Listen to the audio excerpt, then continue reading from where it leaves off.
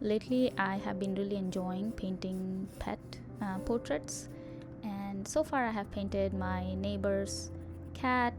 There's so many of my neighbors have cats, and one of them is like an indoor-outdoor cat. I painted his many times, both in acrylics, oils, and watercolor. And some other neighbors have dogs, so I painted their dogs. And one of them actually have it framed at their house, and it really makes me happy that they're enjoying the work. And I sometimes like to surprise them with the paintings of their pet, and it's always amazing to see. Honestly, that alone to me is joy, to just be able to someone is appreciating basically my work. I am by no means perfect, and I'm still very much in the learning phase. Anyway, so today I found this image online. Actually, I really enjoy how golden doodles just have this cute face and really big face sometimes, and the color is beautiful too. So I'm gonna try to paint that today. And so far I've always been painting like a full body image, but this size is perfect for me. I wanted to try doing just a face and focus on the face itself, because that's just the most expressive part of a pet. And I am trying to get a little bit of loose with my painting and not like make it super perfect imitation. But I want to show my brush work. One of the things that I'm realizing is I have the problem, like every beginner, of smoothing your painting a lot. So I wanted to like blend everything and make it all smoothie, but I'm trying to not do that. And this paper size, this watercolor paper, is just perfect for quick little sketches. And because I'm gonna be making a zoomed in face, this size is good for that as well.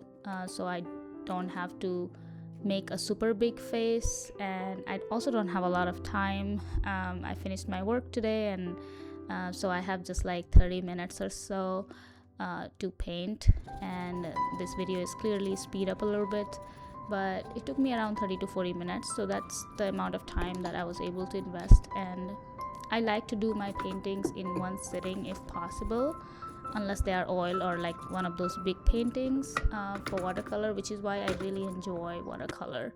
I can sit down and finish it in one sitting, because if it sits there for too long, I tend to lose interest in that piece. I guess that's just how my mindset work. Some people are really good at like starting one day and then kind of working on it throughout the week. My brain just doesn't work like that. I have to start and finish it in the same day. Otherwise, I lose focus, I start something else, and it never gets done. And even if I do it, it won't be like with my full heart. So yeah, I really enjoy watercolor. It's just so expressive. You have to work fast, and once it's on the paper, it's there.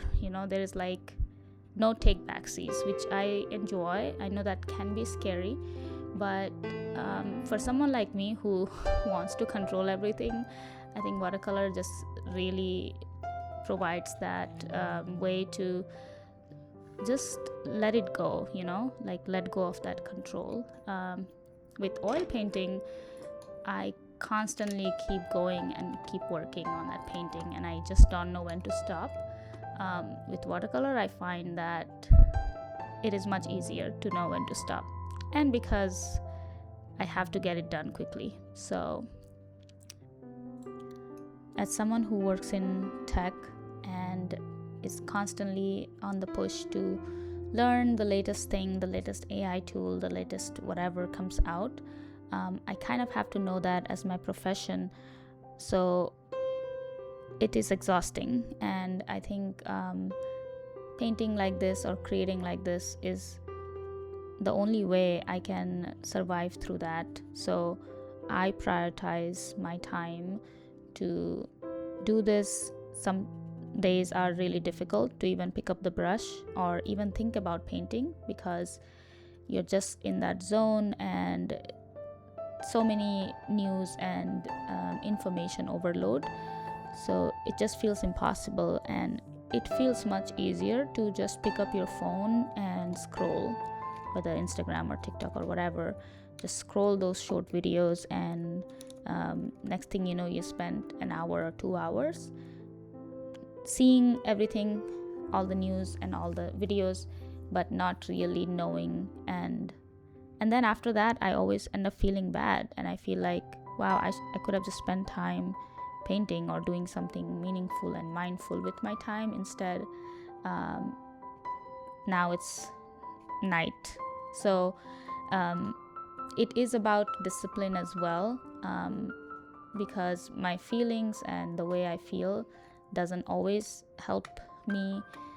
Sometimes I have to be disciplined, because I know at the end of it I am going to feel better. And it's also a mindset shift. I talk about that, even during like doing things like yoga and workout, things that are good for your body. And the mindset shift happened for me is, I get to do this, not I have to do this. Oh, I have to do this now. It has to be changed to I get to do this. Like I'm grateful that I have the equipments, I have the tools, and I have the time to do this for my own sanity, for my own sake. And so I encourage anyone who is maybe struggling and feeling the same way I feel. Honestly, it's like everything feels blurred into together. Days end and weeks end, and next thing you know, a whole 6 months have passed. The year is almost ending.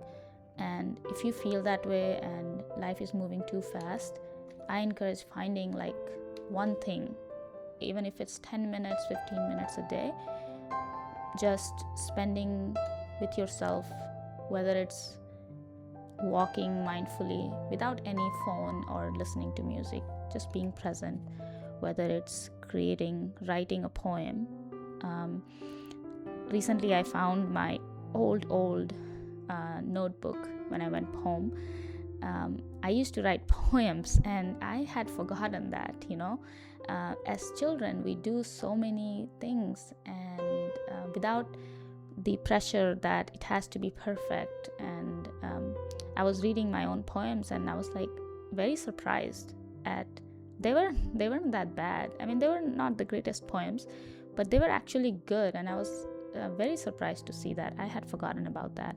And you might used to paint as kid, or play sports, or write stories, make origami. Like, there's so many things we used to do as kids, and I feel like as we grow up, obviously school take priority, and college, and then job hunting, and then family, etc., etc., etc.